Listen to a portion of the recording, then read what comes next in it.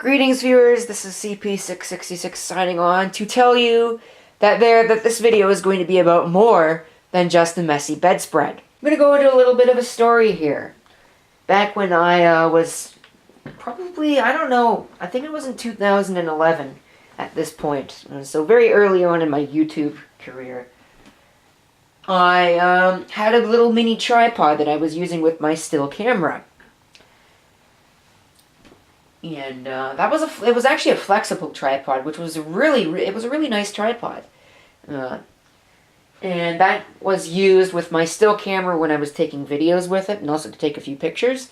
And when I graduated to a real camera, a real camcorder, a Samsung SMX F50, it was used for that. Unfortunately, nothing lasts forever, and the little swivel wheel on the top of the tripod ended up breaking, so it would no longer hold its position, and the camera would just flop down. And so that was the end of that.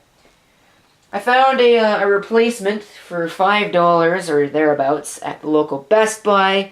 That was, and excuse the profane uttering here, that was a rather large hunk of shit. It never worked correctly. It lasted, I think, for about a week. And I didn't care, because even when it did work, it didn't work right. So after that, I basically lost all hope, because any decent mini tripod is about $15. It was about $15. If you wanted to get something worth buying, it was more than $20. But as proof that time and patience are everything, I found this on sale. This is a NexxTech tabletop tripod. Ordinarily $15, I got it on sale for $10. So there you go. It is lightweight and a compact tabletop tripod for digital and film cameras. Well, okay, it is a lightweight and compact or whatever. Anyway, lightweight. A lot of people have actually been complaining in the review section that this thing is, or at least one person did, that this thing is not lightweight. And I'll tell you what, right off the bat, I kind of agree with them. Because in terms of the mini tripods I've used, this thing is fairly heavy. In fact, it weighs about as much as my, in fact, it might even weigh more than my full-size tripod that I'm using right now. But I reserve judgment as to how good the rest of it is until I open it. It even comes with a little pouch. Isn't that nice? And then we have some specifications. I figure I might as well show you those.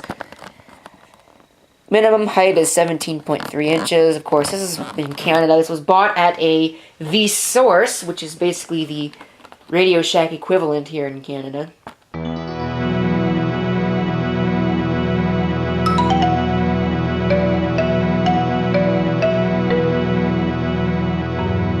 Let's take the backing off.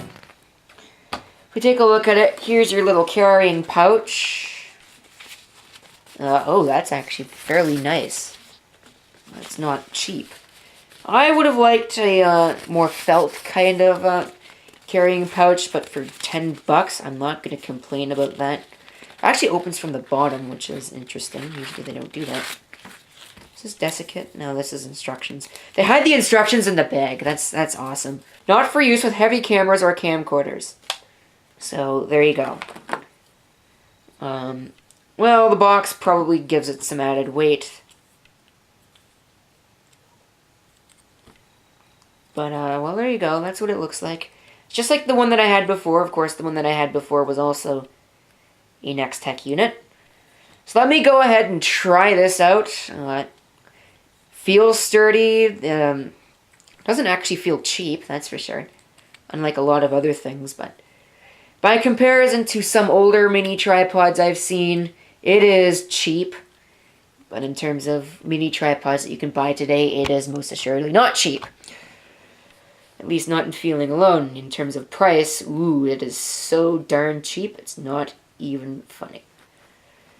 So anyway, let me get down to trying it out, and we'll see how well it works. Alright, I would call that suitably well balanced. As you can see, we are now using the mini tripod. If I undo the little hook here, can move it around. Of course, I can move it around without the little mini hook, but that will break it a lot sooner. So, oh yeah, while I'm here, something that I wanted to... Oh, you suck.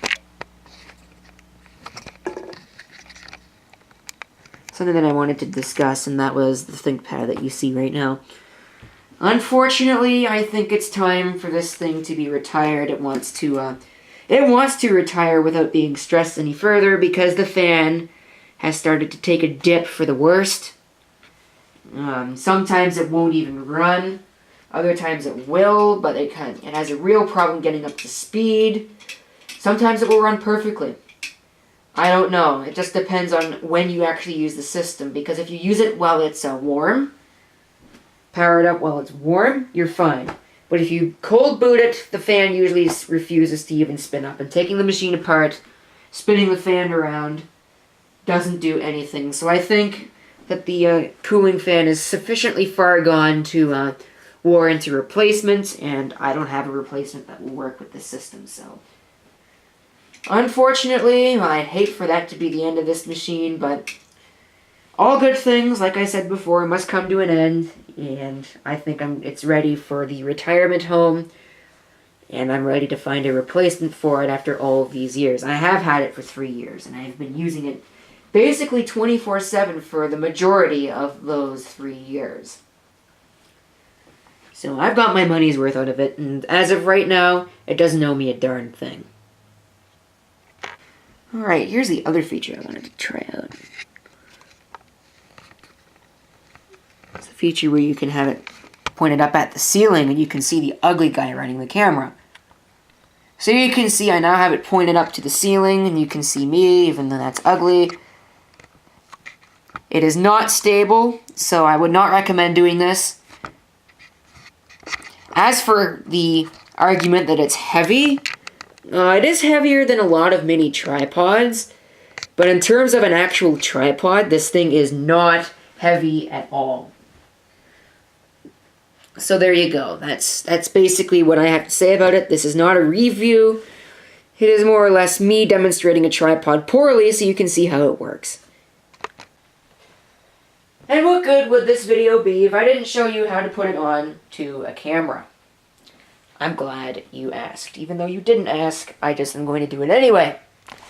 Alright now, so you can see the tripod mount. You want to grasp the, well, if I can get it in shot, grasp this little trim ring here and turn it on. Do not turn it by the base because you will cause all kinds of weird problems like that. You want to turn it until it is firmly snug. I'm not even showing this at all because I have no idea what my camera is even pointing at half the time that I'm using it. Then we can pull the legs out. Of course, it will not sit still on here. You can see how it looks with the camera on it. Albeit a very old camera. I'm probably going to get many, many comments about this. And as for setting it somewhere better, I don't think I'm showing you when I want to, and I'm not. What you should be able to do is just do this. This is a heavier camera, so I don't know how stable it's going to be, but it's pretty stable. And we can even take a picture with it, or not. It's complaining about battery. Let's go ahead and take a photograph, though. Or I guess not, it's not going to let me. Whatever. Anyway. So there you have it. There's the mini tripod that I just purchased for... Whoops, almost kicked my tripod over. There's the mini tripod. If you have any questions or comments, feel free to leave them down below. And this is CP666 signing off. I hope to see you next time. Till then.